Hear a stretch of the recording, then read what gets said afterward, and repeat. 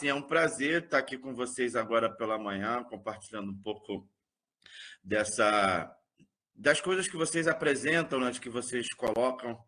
Falaram do William aí, né? Tipo assim, eu tive o prazer de conhecer o William já nessa fase final, né? Morreu preso, né, de domiciliar em casa, enfim, mas o William era uma figura muito lúcida, muito bom de conversar. Fico feliz de ouvir, né, que as pessoas, que o seu livro ainda tem desdobramento, assim, que os seus, que a sua trajetória foi para além do contexto criminal. Se eu tiver com Simone mais tarde, que é a viúva dele, eu vou lembrar desse momento aqui hoje. As pessoas em outro estado, enfim, bem distante do Rio de Janeiro, ainda repercute. Que bom, assim, fiquei muito feliz mesmo, assim. E vamos lá, assim. Como que se dá, né? Bem, o Rodrigo e quem ajudou o Rodrigo na construção do banner deve saber, né? Eu me identifico ainda na minha condição de ex-presidiário, é uma situação que está posta, no sentido de agarrar as palavras pelo chifre, né? De não deixá-las soltas, de fazer com que as pessoas percebam que o ex-presidiário, a trajetória final do ex-presidiário nunca é a reincidência ou a execução sumária, enfim, ou a prática de novos delitos, ainda que não acarretem em prisões. Mas o ex-presidiário ele pode ser o que ele quiser. Então, gente, só vou virar aqui porque minha janela está horrível. E aí fica um clarão aqui atrás do cacete. E aí, assim, a gente percebe que o estigma, né, como um instrumento de transformação, eu acho que é uma possibilidade que a gente tem de, enquanto uma pessoa que vivenciou a situação da prisão consegue prosseguir a sua vida a partir do momento em que a sua dignidade se mantém intacta ou levemente abalada durante a trajetória da pena e posteriormente também. Bem, assim, para alguns aqui que talvez não me conheçam bem, esse processo da prisão ele me aproximou da escrita, né? Assim, foi a partir da prisão, óbvio, né? Trazendo algumas experiências anteriores à prisão que eu consigo me desenvolver no campo literário, ainda que de uma maneira muito embrionária, né? Assim, são 3 livros publicados de uma forma muito sequencial e muito recente no espaçado. Não sei se existe um tempo para quando publicar ou não, ou se isso é definido a partir do mercado editorial que escolhe quando e quem consegue publicar os seus livros. Mas, de uma maneira geral, a minha relação com a escrita prisional se deu primeiro com a capacidade de escrever e ler, né? Isso pode parecer um absurdo, mas é dentro da prisão. Uma pessoa que entra na prisão escrevendo e lendo, tendo a possibilidade... No meu caso, eu tinha o primeiro ano do ensino médio. Então, só o fato de eu poder escrever e ler e ter disposição para escrever e para ler permitiu com que eu exercitasse muito essa escrita e pudesse auxiliar os meus companheiros de cela, né? Então, eu escrevia para os meus amigos particulares, né? Escrevia cartas para as pessoas, e aí dentro da cela acabei se tornando essa pessoa que também escrevia para outros, né? Então, um colega de cela que não sabia escrever pedia que eu escrevesse, um colega de cela que sabia escrever, mas não gostava da caligrafia dele, pedia para eu escrever. Tinha um fato curioso nesse pedido de escrita, às vezes, porque quem sabia escrever e não gostava da caligrafia dizia assim: o Samuel sabe escrever porque eu gosto do Samuel escrevendo porque o Samuel tem letra de mulher. E era muito engraçado isso, porque toda a conotação que havia no entorno tinha essa percepção também de que essa letra, essa caligrafia era performática para alguém e uma eventual zoação no fundo, né? Prisão é muito machista, né? E aí a gente conseguia, tipo, o Samuel tem letrinha de mulher, ele escreve, mas isso nunca me afetou, então nunca foi um problema. Mas era perceptível também perceber que as pessoas queriam melhorar a sua escrita e tudo.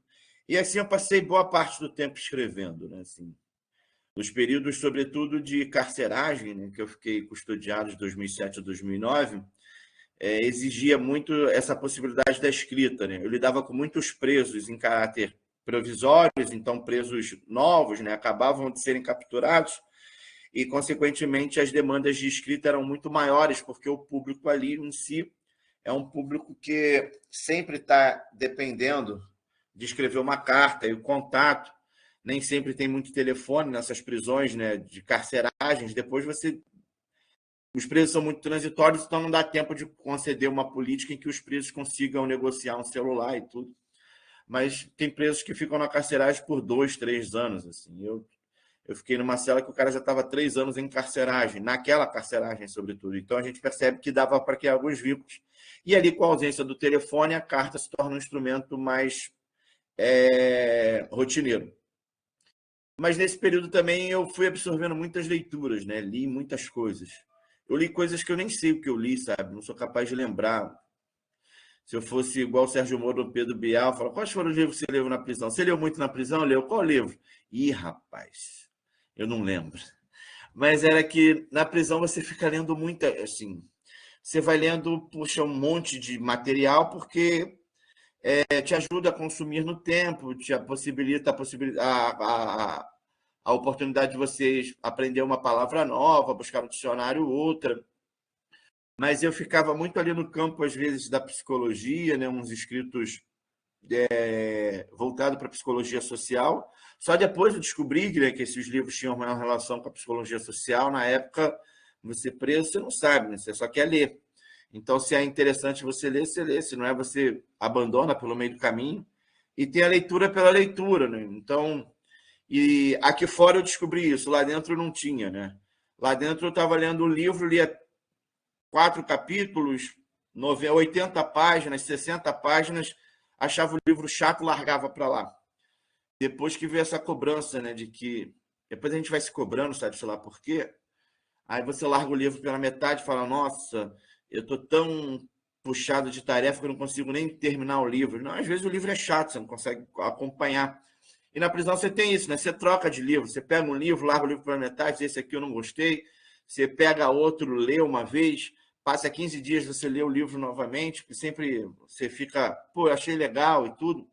Então você acaba fazendo uso de muitas leituras. E assim eu fui me desenvolvendo, né? No sentido de compreensão, às vezes textual, de perceber alguma coisa. Até 2009. 2009 eu vou transferido de unidade e entro numa escola, né? Lá na escola, na prisão que eu fiquei, lá em Evaristo de Moraes, da Zona Norte, aí, lá no Galpão da Quinta, no metrô ali do Maracanã. Eu fiquei preso ali por alguns anos, né? 3 anos, de 2009 a 2012. E lá tinha uma escola. Então, a partir da escola também, isso me ajudou pra caramba, assim, me ajudou demais a possibilidade de estar num ambiente escolar que me permitia sair de sala, me permitia transitar na galeria, que me permitia viver outras situações no âmbito prisional ali de uma outra esfera, na possibilidade de você conversar com outras pessoas na sala de aula, de conversar sobre N assuntos. Lá na escola a gente tinha condição, lá naquela prisão em 2009, terminava a aula, a gente ia para as celas e a gente trocava cartas, né? Eu, o Antônio Barelli, o Adriano, a gente trocava umas ideias por cartas depois da aula, porque a gente ficava debatendo algumas coisas na sala de aula e quando cada um voltava para a sua cela, a gente dava continuidade no assunto, às vezes por escrito. Então era muito curioso, né? Porque o ligação é o preso que fica levando comida, droga, telefone, e leva cartinha, bilhete também, de uma cela para outra, assim, vai fazendo uns esquemas de transação. E aqui no Rio a gente chama esse cara de ligação, né? Existe a ligação que é feita entre as celas por meio de corda, né? A Tereza. Então você emenda um papelzinho, leva para outra cela. E tem prisões que os faxinas ficam do lado de fora fazendo esse papel de ligação. Então eles ficam pegando uma coisa da cela e você pede para entregar na outra, ele pega um bolo que é feito numa cela e tenta vender na outra, ele fica de liga para liga, né? Fazendo a conexão entre as celas. E às vezes essas conexões são feitas entre galerias também. Às vezes você consegue isso pela pessoa da cantina, né? Nas prisões aqui no Rio tem cantinas que vendem inúmeros alimentos e produtos que não são autorizados a entrar pela visita, mas são comercializados de uma forma muito tranquila dentro da cadeia.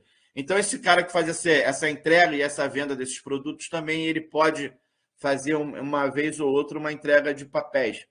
E aproveitando esse circuito, né, de comunicação dentro da cadeia, ficava eu, Barelli, Adriano, a gente trocava conversas. Isso ajudava não só na escrita, mas na interação, de como era truncado, né? Assim, às vezes a escrita ficava ruim porque o cara não entendia o que você escreveu, então você tinha, às vezes, que escrever uma folha frente e verso para explicar um parágrafo de uma parada que não ficou muito bem entendido. Mas a gente tinha esse exercício diário, assim, semanal, a gente ficava super de boa, trocando ideia, até que em 2000, e aí eu consigo prestar o vestibular, ser aprovado, não tinha ainda não tem, né, campus de educação à distância aqui no Rio de Janeiro, então o único meio de você cursar o ensino superior é você tendo autorização da Justiça para saídas temporárias.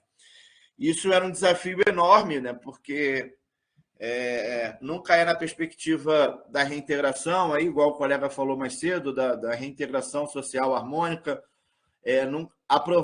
ser aprovado em vestibular nunca é uma possibilidade de reinserção, sempre é uma possibilidade de fuga. É assim que, às vezes, entende o Tribunal de Justiça, assim, às vezes, que entende a vara de execuções penais, e, às vezes, é assim que entende as promotorias penais aqui no Rio de Janeiro. Quando um preso é aprovado no vestibular, se ele tiver uma quantidade de pena, ou depender do crime cometido, tanto o Ministério Público, a partir da sua promoção, da sua cota ministerial, tanto a vara de execuções penais, por meio da decisão do despacho do juiz ou da juíza, é compreendido que é prematura a autorização da saída, porque a saída pode estimular a evasão do sujeito. Ou seja, há uma compreensão jurídica aqui no Rio de Janeiro de que presos, a depender da quantidade de pena ou do crime cometido, quando logram êxito no vestibular e conseguem a aprovação, ao pedir autorização da Justiça para a saída temporária, esse mecanismo entende que essa aprovação pode estimular a evasão e não a reinserção, a reintegração harmônica social do sujeito. Então, assim, é muito dificultoso você conseguir estudar aqui no Rio de Janeiro por conta dessa percepção, né, de que o cara passou no vestibular para poder ir para a faculdade e nunca mais voltar para a cadeia. O cara passou no vestibular para poder viver a vida de impunidade e não cumprir a pena.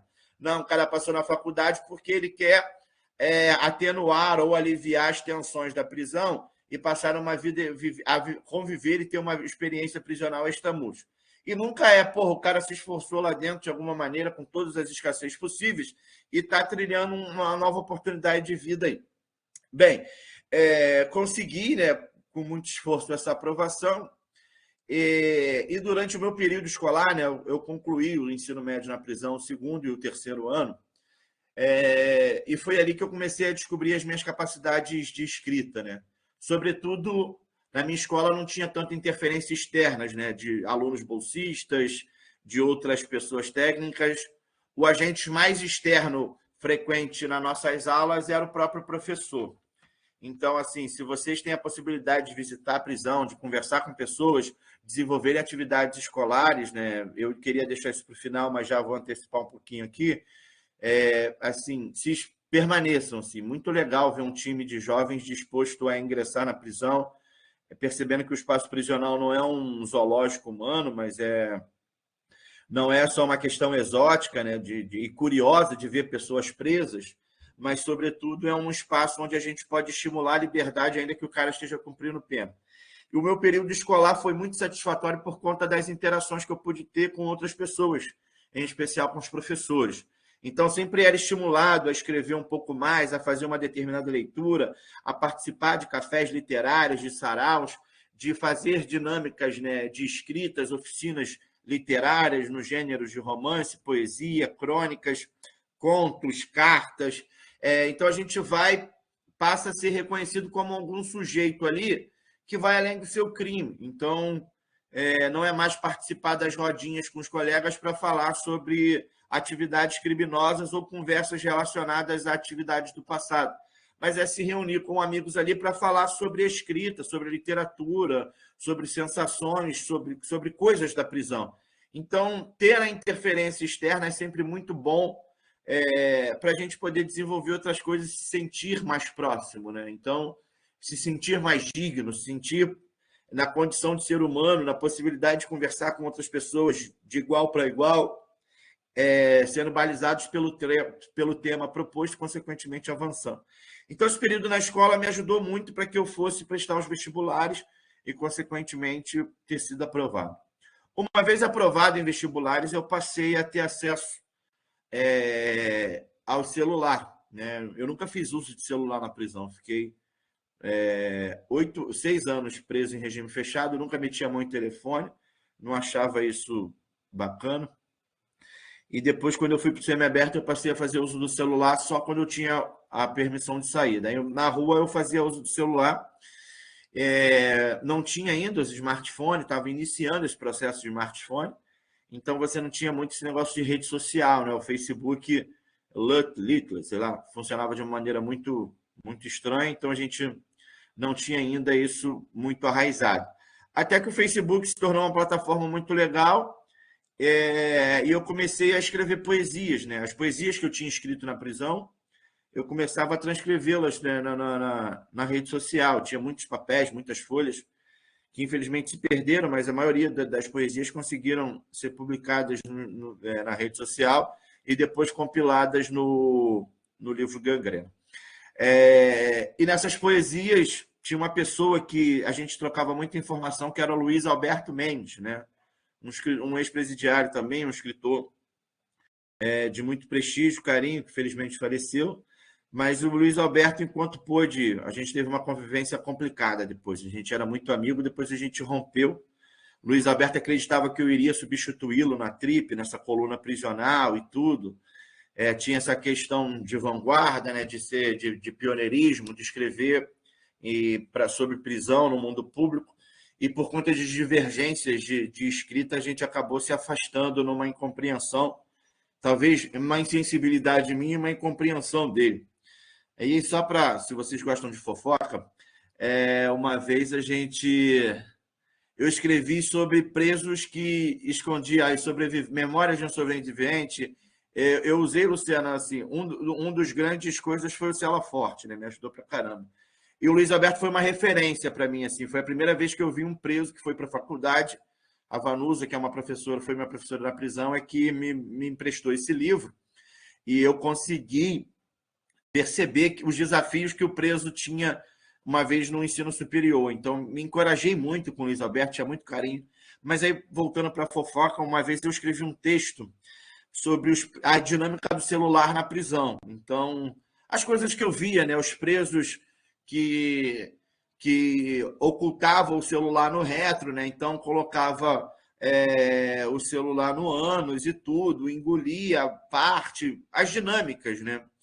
E aí eu deixei claro no texto que era uma brincadeira, né? Eu falei, imagina se isso já aconteceu, né? Tipo, de o polícia dar um baque na cela sem querer, os caras terem que sumir com o telefone. E tinham, assim, em especial o que a gente chama de blindado, né? A gente chamava aqui de blindado, ou de caveirão. Então, cofre. São pessoas que vendem, né, essa ação, elas comercializam o seu próprio corpo, que permitem que o celular ou droga seja introduzido no seu ânus em troca de alguma disposição financeira por conta de um confere, de uma parada absurda. Então, acontece. Na cadeia do seguro, isso acontecia com mais frequência, uma população homossexual se colocava à disposição disso, às vezes as pessoas não se identificavam enquanto homossexuais, mas adotavam a prática como sobrevivência de vida. Então, o cara ocultava um celular no ânus para ganhar R$200, porque se o cara perdesse o telefone, aquilo ia custar R$2, R$3.000. Então, era uma prática não muito corriqueira, mas que acontecia.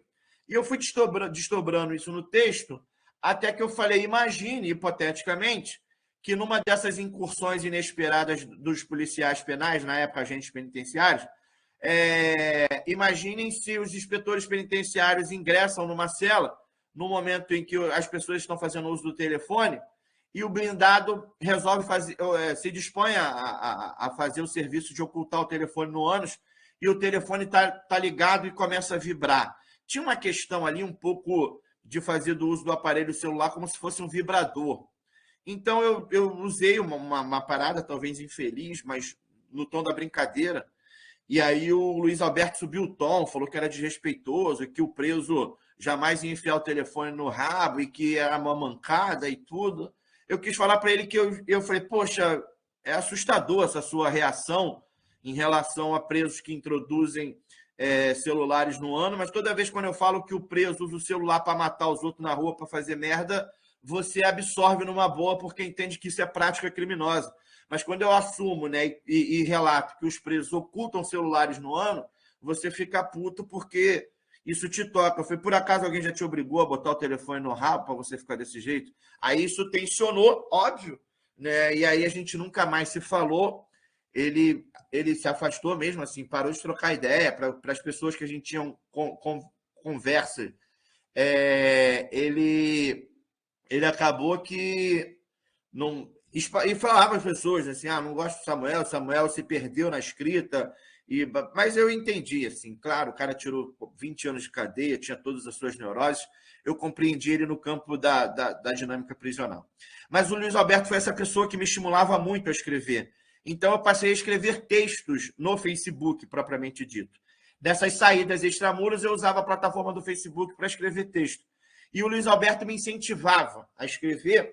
Entre as poesias e o cotidiano prisional, ele sempre, Samuca, suas poesias são muito legais, elas são muito rimadas, elas têm uma pegada muito boa, mas a sua capacidade de escrever sobre a rotina da prisão é muito legal e eu acho que você deveria se exercitar mais nela.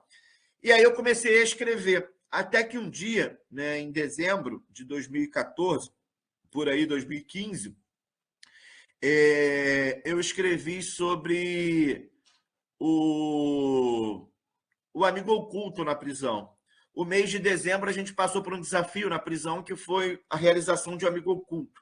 A nossa cela era uma cela predominantemente evangélica, uma cela, geralmente as cadeias têm celas destinadas aos crentes que se convertem, então é chamada de igrejinha. Então a nossa cela era típico de uma igrejinha. E a galera tinha uma compreensão mais sob o jugo da religião, era mais perspectiva mais de irmandade, mais sensível a alguns temas e tudo mais, não que a galera do coletivo não fosse. Mas essa proposta de amigo oculto surgiu ali de uma maneira muito mais no perspectiva cristã do que outra coisa. E aí começou o debate na cela se era viável fazer amigo oculto ou não. Todos os presos que estavam ali saíam para trabalhar e voltavam para a cela no fim do dia. E aí a gente começou a discutir se era viável fazer amigo oculto ou não. Então, saem as coisas mais malucas dali, né? Do tipo, irmão, vou tirar dinheiro do meu salário, em vez de dar presente para o meu filho, vou dar presente para vagabundo. Ah, o cara rouba na rua, agora vai querer me dar presente. E aí começou o debate sobre se era razoável ter um amigo oculto ou não. E eu achava aquilo mega, super interessante, porque eu era a favor do amigo oculto, e sempre apresentava, falava, irmão, eu acho que isso ajuda a gente num monte de coisas, enfim, dava para a gente exercitar outras paradas, porque exercitar o dinheiro que eu vou comprar um presente para... E assim, como eu era muito exposto, né? Falava, pô, tu acha que eu vou dar presente para Samuel? Samuel mata os outros na rua e agora quer presente? Eu vou dar presente para Samuel? Vou dar presente para Samuel nenhum, não, irmão. Vou dar presente para o meu filho e tudo. E aí a gente foi... Olha, aí no fim, o amigo oculto aconteceu. Entre trancos e barrancos, a galera topou a ideia. Foi um momento muito especial, assim, muito humano dentro da prisão, assim. Foi um ganho. Eu espero que vocês, com os devidos parágrafos, com os devidos parênteses, chaves e colchetes, observem, assim, foi um dos momentos muito satisfatórios na prisão. Assim, foi, porra, a gente poder parar junto ali para fazer um amigo oculto foi uma parada surreal, assim. E foi um esforço coletivo, né? Assim, todo mundo com os seus desafios financeiros conseguiu comprar um presentinho, uma lembrança, uma blusa, um chinelo, tudo. Eu ganhei 2 pares de Havaiana. Eu guardei o chinelo depois que ele ficou inutilizado. Eu guardei porque, caramba, foi o chinelo que eu ganhei do Arruda na cadeia. Então, toda vez que eu encontro com o Arruda, eu falo, porra, você lembra que você comprou um chinelo para mim de amigo oculto? Foi uma coisa que marcou bastante. E aí eu resolvi retratar isso na plataforma do Facebook, né? Eu escrevi lá sobre o amigo oculto na prisão. O texto ainda não tinha essa expectativa de viralização e tudo, mas o texto foi muito bem admitido, e aí a gente começou a trocar uma ideia sobre essa situação de escrever sobre o cotidiano prisional. Num outro momento, eu encontrei o juiz que presidiu o tribunal do júri em que eu fui sentenciado. Eu encontrei com esse juiz em 2015, no âmbito da discussão ali da reforma da redução da maioridade penal, e aí, nessa questão da maioridade penal, teve um debate e um dos expositores lá dos mediadores, era o Paulo Baldez, que depois se tornou, atualmente é desembargador aqui no Rio de Janeiro, mas na época ele foi o juiz que presidiu o meu júri. Aí eu lembrava desse nome, né? Baldez Lancelotti, Paulo Baldez Lancelotti. Era um nome, o juiz marcou a minha vida porque no dia da audiência, o policial me algemou, ele pediu para tirar a algema, aí o policial retrucou para retirar a algema, mas tirou. Aí depois, no júri, na hora do júri, o promotor insistiu que eu ficasse algemado, e aí foi um dos momentos mais horrorosos da minha vida, a partir da prisão, né? O maior momento mais horroroso foi o crime. Mas depois da prisão foi um momento muito, muito péssimo, que foi o promotor gastar uma média de 35, 40 minutos falando da necessidade de eu estar algemado, e depois sobre o crime ele falou uns 15, 20. Eu falei, cara, o cara gastou mais tempo comigo falando sobre a algema do que sobre o crime cometido. E isso me chocou pra caramba, assim, me deixou numa situação muito mal. Até hoje, esse promotor hoje também é desembargador, eu olho com ele com uma certa repulsa, eu falo, tá ali o cara que passou boa parte do seu tempo na plenária falando sobre a algema e não sobre o crime cometido. E esse juiz sempre reafirmou a condição dele de eu ficar sem algemas no tribunal. Depois veio a leitura da sentença, o policial me algemou de novo. E aí ele foi mais duro com o policial, dizendo que ele já tinha dado a ordem para que eu não ficasse algemado, respeitando acho que era uma súmula vinculante, alguma coisa, mas ele disse, não pode ficar algemado. E aí o policial falou que era a leitura da sentença, ele falou que não ia precisar repetir e que tinha percepção de que o policial tinha cognição para compreender de que não era para eu estar algemado. Então, esse juiz ficou marcado para mim como o juiz que me deixou sem algema nos júris. E isso foi um ato tão sinistro que eu recebi uma pena de 16 anos, saí condenado do tribunal, mas na minha cabeça só ficou o juiz que me deixou sem algema. Aquilo ali foi uma situação outro momento de muita dignidade para mim, que acabou me dando a compreensão de que talvez eu estivesse no caminho certo. Em 2015, eu reencontro esse juiz, o meu julgamento foi em 2009. Em 2015, eu reencontro esse juiz, 6 anos depois, e a gente começa a trocar uma ideia, eu me aproximo dele, explico quem eu sou e tudo, a gente conversa ali, e aí isso virou um grande palco, né? Então, o Tribunal de Justiça queria conhecer, queria fazer coisas, eu passei a fazer umas paradas de inserção em justiça restaurativa e tudo, até que eu me dedico ainda mais à escrita e percebo que escrever sobre a dinâmica prisional gerava uma série de debates. E aí, em 2017, na Bienal do Livro, um colega meu de prisão, o Tiago, ele ia publicar um livro, né, na Bienal aqui no Rio de Janeiro. E aí o livro dele foi publicado, mas ele não pôde comparecer ao lançamento, né? A justiça não autorizou, enfim, teve uma série de procedimentos jurídicos que inviabilizaram dele comparecer ao lançamento do livro. Eu fui ao lançamento do livro, fomos eu, Diogo, meu afilhado, meu enteado, né, e a Danta, minha esposa, fomos nós três, e foi um momento muito legal de ver ali e tudo, a produção literária de um preso, e nesse dia eu conheci uma agente literária, né, que... Prazerzaço, Luciano, eu vou tentar te caçar no Facebook depois. Muito embora a gente use mais o Instagram hoje em dia. E aí a gente conseguiu trocar uma ideia. Ela falou, poxa, Samuel, você é o Samuel, eu acompanho os seus textos, que legal. Acho que você tinha que escrever um livro também, cara. Eu falei, eu não tenho a menor capacidade para escrever livro. Ela falou, seus textos já são um livro. E aí a gente reuniu todos os textos que eu tinha no Facebook, e aí ia capturando o texto, ia desativando a publicação, capturando o texto, desativando a publicação. E aí a gente fez um compilado desses textos e surgiu Além das Grades. Isso em 2017. E aí, em 2018, foi todo esse processo de produção e tudo. A Luísa Bertrame, muito carinhosa e muito generosa, foi me apoiando em todo esse procedimento, até que em 2018 o livro é publicado. Quando o livro é publicado, eu apareço no cenário como esse presidiário escritor também. O Thiago faleceu, infelizmente, cumprindo pena, teve uma doença e faleceu. O Thiago não pôde acompanhar esse processo, enfim, infelizmente. Mas era um cara que eu tinha enorme carinho, porque foi numa relação de um lançamento do livro dele que eu consegui ter a minha oportunidade de publicar um livro. E publiquei um livraço, assim. O Além das Grades se tornou um livro muito bem admitido pelas pessoas, né? Assim, teve uma adesão interessante da galera, todo mundo passou a usar os livros, e eu comecei a usar essa estratégia de também ser o escritor, né? Sem perder a minha condição original a partir da prisão de ex-presidiário. Isso foi me ajudando, o livro me deu muita coisa, sabe? A gente estava fazendo obra aqui em casa, que era só tijolo. A gente estava no período de embolsar a casa e a gente não tinha dinheiro.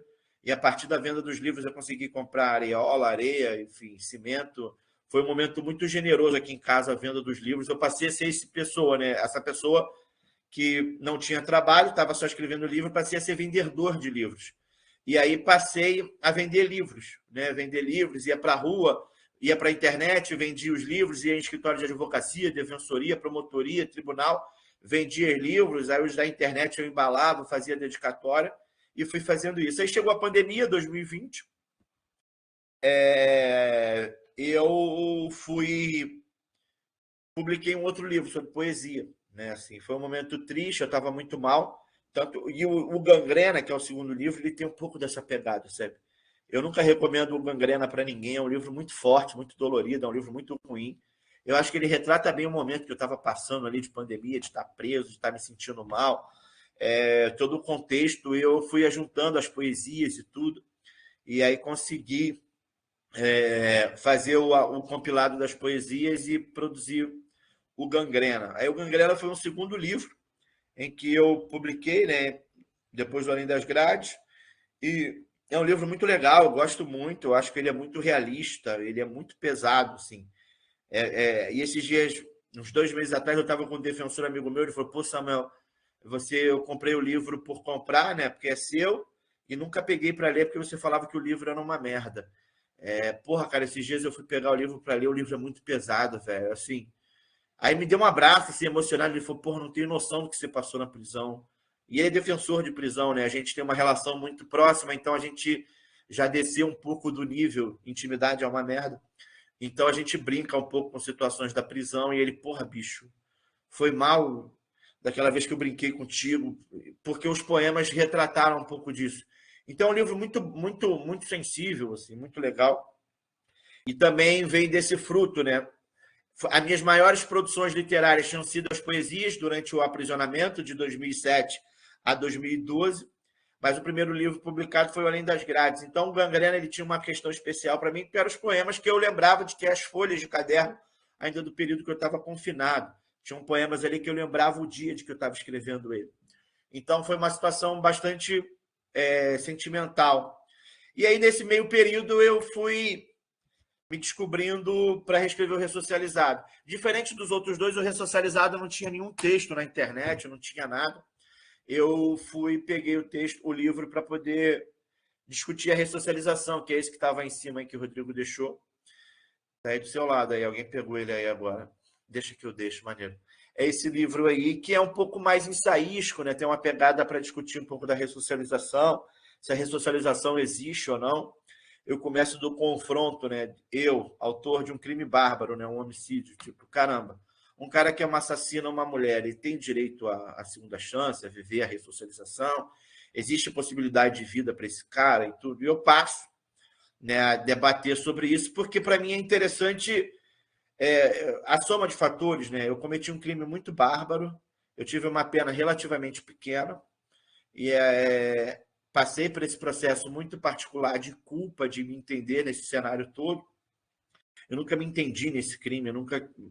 Algumas coisas eu consigo compreender, mas nunca ficou claro para mim por que eu me envolvi nesse crime. Se eu não tinha nenhum tipo de relação com a vítima, tinha uma proximidade com a parte interessada, no caso, o mandante e marido dela. Eu falei, cara, o que eu estou fazendo aqui? Isso sempre me fez muito mal de entender por que todas essas coisas aconteceram. E aí eu fico discutindo se a ressocialização é viável. Eu fico, cara, assim, em crimes bárbaros, essa pessoa pode ser readmitida socialmente. Então, assim, e a ressocialização, conforme está previsto na legislação, ela acontece a partir de que momento, sabe? No auto de prisão em flagrante, durante a custódia, durante o regime fechado, só no livramento condicional, só no regime... Em que momento essa ressocialização ela acontece, se ela acontece? E como que a prisão contribui para isso, o próprio equipamento prisional, né? Quais são as relações e tudo. E aí eu vou falando dos desafios de sobreviver a tudo isso, enfim. É uma obra um pouco mais ensaística, como eu já havia dito aqui, tem uma outra finalidade. Ela se atrela um pouco ao que eu acabei de escrever, né? Eu vou publicar o 4º livro ainda esse ano. Mas tem uma pegada de maiores reflexões sobre um assunto específico. Então, o Além das Grades é um livro de crônicas, né? De contos sobre tudo. Então, ali eu falo sobre um dia de visita, um dia preso, o dia da comida, eu vou contando um monte de coisas. O Gangrena é extremamente poético, né? Só são rimas sobre a prisão, então é prisão de visita, prisão de processo, prisão de tudo. Eu até repliquei mas eu acho que o do processo não está no Gangrena, mas eu repliquei, eu fiz uma publicação de um poema hoje sobre a demora no processo e tudo, mas sempre rimado. Eu nunca consegui fazer poesia fora da rima, não sei fazer. Minhas poesias são sempre rimadas, eu sempre junto comida com alma ferida e prisão com solidão. Eu nunca saio das rimas, não consegui sair, não me exercitei também a saída e não me vejo produzindo poesia fora desse contexto de rima, né? De um som ligar ao outro. É um problema, é uma limitação minha, mas, enfim, estou compartilhando aqui com vocês a minha dificuldade da escrita também, né? E aí o Ressocializado ele fecha um pouco desse cenário.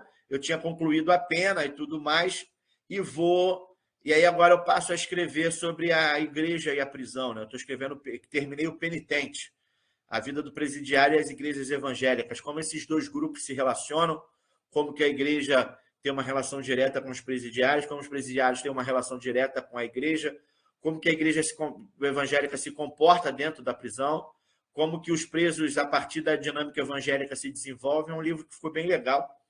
Mas aí o que eu estou fazendo, né? O editor, né, o dono da editora Multifoco, eu sempre publico lá, ele me convidou para... Ele disse assim para mim, falou: Samuel, se meu pai estivesse vivo, eu não teria herança. Certamente, no seu testamento, ele deixaria a editora para você.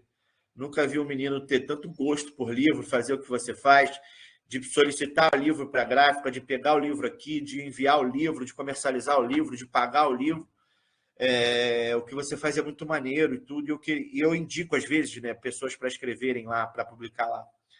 E ele falou: cara, cria um selo editorial para você, começa a ter você o seu selo editorial. Então, é a primeira vez pública que eu estou falando isso, tá? E aí, possivelmente, até o fim do ano eu consigo... Eu terminei o contrato quarta-feira, né? O contrato assinado, criando a Marroca Editorial. Marroca é pão na prisão. Então, estou criando um selo editorial só para pessoas que escrevem sobre a prisão. Então, vocês aí que estão produzindo textos, escritas relacionadas à prisão, a Marroca vai ser esse selo editorial voltado para isso. Estudantes que escrevem sobre a prisão, familiares de presos, profissionais do âmbito da prisão, sobretudo os presos, né? A minha ideia é que os presos sejam estimulados mais a escrever, para que eles tenham essa dignidade de escritor, que às vezes ajuda muito no processo, assim, no processo de vida, né? Eu me sinto muito honrado de estar aqui hoje e ser reconhecido como escritor. O crime ficou para trás, os livros estão em evidência. Eu acho que esse é o momento da vida de que todo presidiário deseja, que seus crimes não sejam ignorados nem relativizados, por óbvio, mas foi um momento de vida que já deixou de estar evidente e que existem outras situações evidentes na sua vida. Então, as pessoas olham para mim e falam: Samuel, quando é que você vai matar de novo? As pessoas não falam mais isso. Tem gente escroto, tá? Mas as pessoas olham para você e falam assim: Samuel, qual vai ser o próximo livro? Então você percebe que a sua vida mudou, poxa. Isso se deu a partir da escrita na prisão. Então, a escrita tem uma possibilidade muito boa de estimular o sujeito, de transformar a vida da pessoa. A escrita ainda é um problema, né? Porque ser escritor tem essa conotação um pouco elitista de que, nossa, o Samuel é escritor. Escritor é o cacete. Samuel é um cara que conseguiu traduzir em palavras um pouco da sua realidade prisional. Mas, de uma maneira geral, eu acredito que a Marroca Editorial vai servir muito para que presos e outras pessoas, vocês também, que se sentirem dispostas a escrever, sabe que tem um local que vai tratar o trabalho de vocês com muito carinho, que vai impulsionar sempre, vai divulgar entre os seus, na possibilidade de a gente ser um grupo muito aguerrido. E aí, terminando um pouco do que eu falei inicialmente no meio da fala, é um orgulho estar aqui com vocês, nessa trajetória que vocês estão criando nos últimos 4 ou 5 anos, alguns mais recentes, enfim, como depuseram aí, mas é muito bom ver uma galera nova envolvida com a prisão, sem romantismo, sem glamour, entendendo a função de vocês, o papel de vocês no mundo, na sociedade. E eu, como ex-presidiário, ciente da ausência do que foi esse momento, e pegando um pouquinho de alguns acontecimentos em que as pessoas eram inseridas na prisão para debater assuntos, para conversar, permaneçam, multipliquem, suportem, né, os pesos de serem defensores de bandido. Quero ver quando ele estuprar tua mãe, o que você vai fazer? Quero ver quando ele matar teu filho. A gente tem que ouvir isso, só pelo simples fato de entrar na prisão e entender o preso como sujeito de direito. Ou não, às vezes está ali só para fazer um trabalho seu e as pessoas te amaldiçoam, né? Sempre com a possibilidade de você sofrer um crime. Que vocês sejam livres desse mal, dessas maldições, sobretudo, mas que vocês permaneçam nessa proposta de vocês, se encontrem na prisão e ajudem outras pessoas. Eu tenho certeza que vocês, com 20, 25, ou a partir dos 50 anos, vão ter uma realidade de vida bem diferente na comunidade prisional e que as gerações posteriores, se o mundo permanecer mundo, vão gozar de algo bem mais tranquilo a partir da incidência na prisão que vocês estão realizando. Então, assim, muito boa sorte, parabéns para vocês. Brigadaço por estar aqui. Assim, eu fiquei muito feliz com o convite do Rodrigo. Fiquei muito animado. Assim, eu falei, caramba, vou participar. Eu estou cheio de coisa para fazer e parei aqui na maior satisfação, porque é muito orgulhoso para mim estar aqui trocando uma ideia com vocês. E que vocês estimulem a leitura dos presos, que vocês estimulem a criatividade dos presos, que vocês façam da prisão um ambiente que deve para ser um ambiente de liberdade, e que vocês, ao invés de contribuírem para a ressocialização dos presos, já que vocês estão aqui fora junto comigo, contribuam para a ressocialização da nossa própria sociedade. A gente está sempre voltado que o preso tem que ser socializado para ele sair melhor, mas a gente não está construindo uma sociedade melhor para esses caras saírem. Tem um monte de gente com raiva que acha que a gente tem que morrer, que preso tem que ter oportunidade para merda nenhuma, está sempre recriminando a gente. Às vezes essas pessoas são nossos vizinhos, são nossos parentes. O meu pai tem uma dificuldade enorme com preso. Toda vez que ele mete bronca, eu falo, tava lá, hein? Se liga, hein? Fique esperto aí, que se eu desejo mal para os outros aí, quem passou esse mal foi o senhor. Então, eu estou sempre confrontando os meus próprios amigos, não me distancio, né? Tem pessoas que a gente quer se afastar, mas permaneçam firmes nessa proposta de vocês, porque vai fazer bom para a gente, vai fazer bom para geral, e isso dá sentido para a vida. Então, assim, de coração mesmo, um beijaço em todos vocês, assim, saúde na produção literária, acadêmica e tudo, e boa sorte ao núcleo, ao projeto de extensão, que vocês se fortifiquem, tenham mais recursos, né? Tomara que vocês tenham financiamento para fazer muito mais coisas. A gente faz por ideal, mas também tem a necessidade de ter algumas atividades financiadas, que vocês tenham condições de trabalho, de vida digna para poder levar adiante esse projeto. E é isso, um beijão em todo mundo. Eu não estou me despedindo não, tá? Só estou encerrando o que eu estou falando.